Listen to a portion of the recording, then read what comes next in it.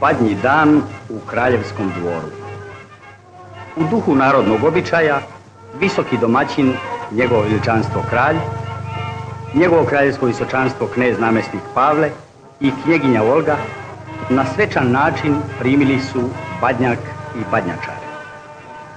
Njegovo veličanstvo kralj po narodnom običaju posipao je Badnjak žitom. Posle toga mlađi oficiri iz svih vojnih jedinica uneli su Badnjak u dvor, gde su ga položili na razgorelu vatru u kaminu. Komandant Badnjaka i njegovi pratioci, koji su uzeti iz raznih vojnih jedinica, čestitali su Badnji dan njegovom veličanstvu kralju, njegovom kraljevskom visočanstvu knezu namjesniku Pavlu i njenom kraljevskom visočanstvu knjeginji Olgi.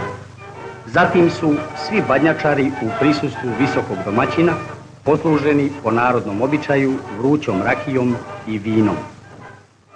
Najzad su se Badnjačari na čelu sa komandantom Badnjaka oprostili od domaćina i vratili se povorci, koja je noseći Badnjakre prodefilovala pored njegovog veličanstva kralja, njegovog kraljevskog visočanstva kneza namjesnika Pavla i njenog kraljevskog visočanstva knjeginje Olge.